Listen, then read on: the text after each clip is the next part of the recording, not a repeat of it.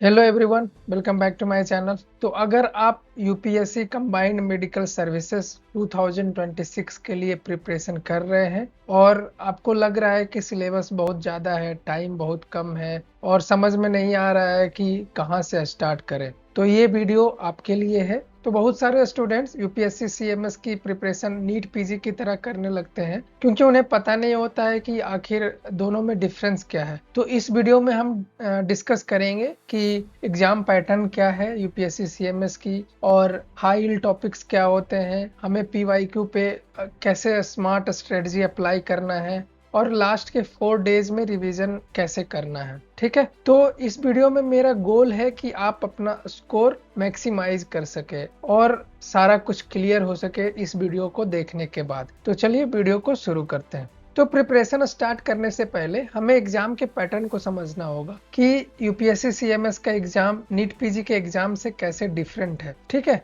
तो इसमें total 2 paper होते हैं और ये exam pen paper method based है, कंप्यूटर बेस्ड एग्जाम नहीं है। ठीक है, NEET PG computer based exam है। तो यूपीएससी सीएमएस में आपको 2 पेपर होते हैं। पहला पेपर में आपको जनरल मेडिसिन और पीडियाट्रिक्स होते हैं और दूसरा पेपर में surgery, obs gynae and PSM. ठीक है, अगर आप ध्यान से देखें तो ये सारे मेजर सब्जेक्ट्स हैं। ठीक है, इसका मतलब ये हुआ कि अगर आप इन सब्जेक्ट्स पे अच्छे से प्रिपेयर कर लिए तो आपका एग्जाम का मेजर पोर्शन ऑटोमेटिकली कवर हो जाता है। ठीक है, बहुत सारे स्टूडेंट क्या करते हैं कि बिना पैटर्न को समझे ही बस प्रिपरेशन में टाइम वेस्ट कर देते हैं और फिर उन्हें रिजल्ट नहीं आता है तो लगता है कि यार मैंने क्या गलती कर दिया। ठीक है, तो एग्जाम पैटर्न को समझना प्रिपरेशन के लिए एक इम्पॉर्टेंट चीज होती है। तो अब समझते हैं कि ये प्लान किसके किसके लिए है। ठीक है, तो अगर आप फाइनल ईयर स्टूडेंट्स हैं जो कि आप एक बार ट्राई करना चाहते हैं कि मुझे अभी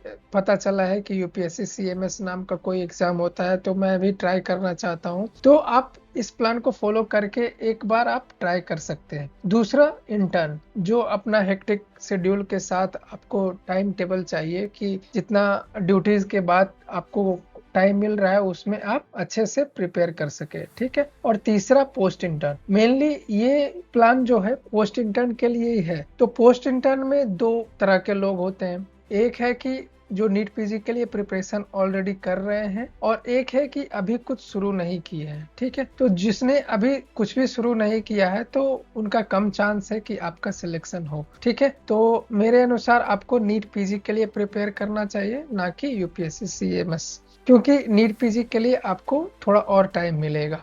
ठीक है, लेकिन अगर आपका मन है कि मैं एक बार ट्राई करना चाहता हूं तो आप ट्राई कर सकते हैं और आपके लिए जो बेस्ट सोर्स रहेगा अभी आपको यूज करना होगा मैरो आरआर। ठीक है, रैपिड रिवीजन, क्योंकि अगर आप मेन नोट्स पढ़ेंगे तो उतना टाइम आपके पास बचा नहीं है कि आप पूरा कंप्लीट कर पाएंगे। ओके, तो चाहे आप इन तीनों में से कोई भी कैटेगरी में हो, आप ये प्लान फॉलो कर सकते हैं। तो अगर मुझसे अभी कोई पूछे कि यूपीएससी सीएमएस के प्रिपरेशन के लिए इतना कम टाइम बचा है और मुझे एक बार ट्राई करना है, तो एटलीस्ट किन चीजों पे फोकस करना चाहिए, तो मेरे अकॉर्डिंग आपको 3 पिलर्स पे फोकस करना चाहिए। आपका टारगेट स्कोर क्या होना है, आपको प्रीवियस ईयर टॉपिक्स और पीवाईक्यू पे फोकस करना चाहिए और मल्टीपल रिवीजन्स पे फोकस करने चाहिए। ठीक है, टारगेट स्कोर देखिए, एक अच्छा रैंक लाने के लिए आपको कम से कम 175 to 180 questions out of 240 questions आपको करेक्ट होने चाहिए, तब जाके आपको एक अच्छा रैंक आएगा।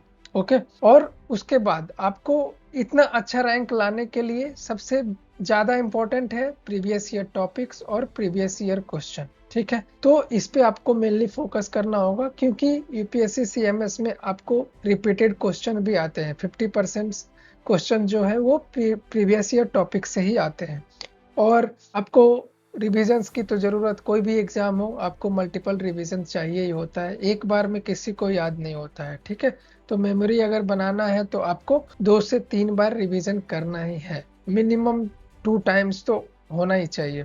ओके, तो बहुत सारे स्टूडेंट सोचते हैं कि मुझे अच्छा रैंक लाने के लिए सारे क्वेश्चन सही होने पड़ेंगे, तो ऐसा जरूरी नहीं है।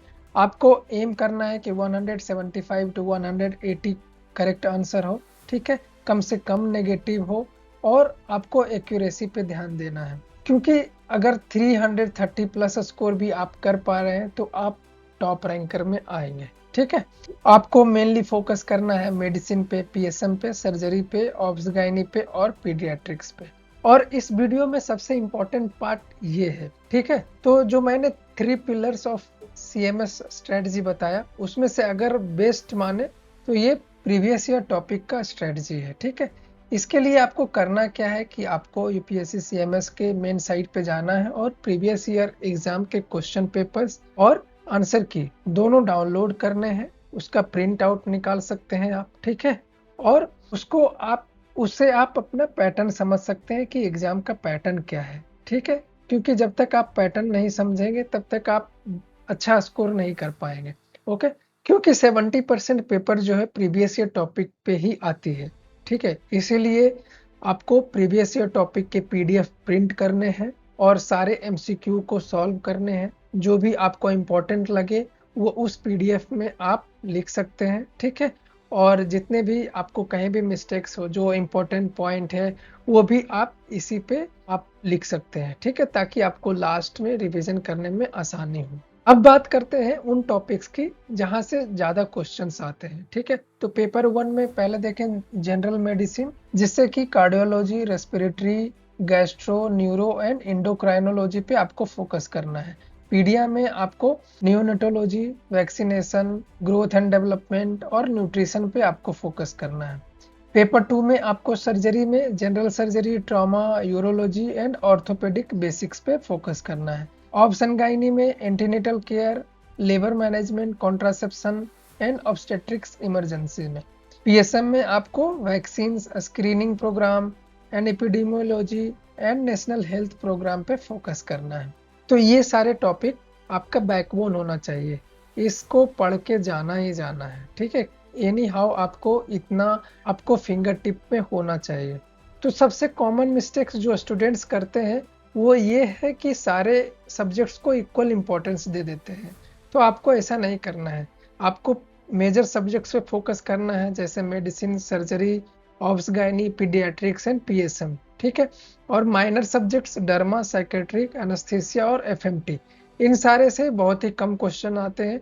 तो इतना आप नीट पीजी के लिए पढ़े होंगे कि आप इससे कोई भी क्वेश्चन आएगा तो आप कर देंगे। ठीक है, तो ज्यादा इंपॉर्टेंस है मेजर सब्जेक्ट्स का, उसके बाद ये माइनर सब्जेक्ट्स, फिर high yield first and second year topics, जो भी यूनिवर्सिटी के एग्जाम के टॉपिक्स होते हैं उससे क्वेश्चंस आते हैं। ठीक है, तो अगर आप मेडिसिन कर लेंगे तो आप में सेकेंड ईयर और फर्स्ट ईयर के क्वेश्चंस ऑलरेडी हो जाएंगे। ठीक है, और सबसे ज्यादा ध्यान आपको इस पे देना है कि आपको क्या क्या नहीं पढ़ना है, क्योंकि आपके पास टाइम कम है। इतना टाइम में आपको ये भी ध्यान देना होगा कि क्या नहीं पढ़ना है। ठीक है, तो आपको ईएनटी, ऑप्थेल, रेडियो, ऑर्थो, ये सब पे आपको ज्यादा फोकस नहीं करना है। बस आपको जितने भी प्रीवियस ईयर टॉपिक्स आएंगे आप जो सॉल्व करेंगे प्रीवियस ईयर क्वेश्चंस, उसमें जितने भी इन सारे सब्जेक्ट के टॉपिक्स आएंगे बस उस पे फोकस करना है, उसके अलावा कुछ भी नहीं करना है। ओके, अब आते हैं मेन पार्ट पे कि इतने कम टाइम में आपको रिवीजन कैसे करना है,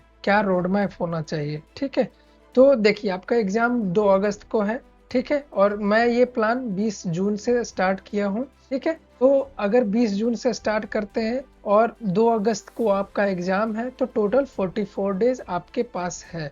ठीक है, तो इस 44 डेज को मैं 40 डेज और 4 डेज इनमें डिवाइड किया हूँ। ठीक है, तो पहला 40 दिन में आपको 2 बार रिवीजन करना है।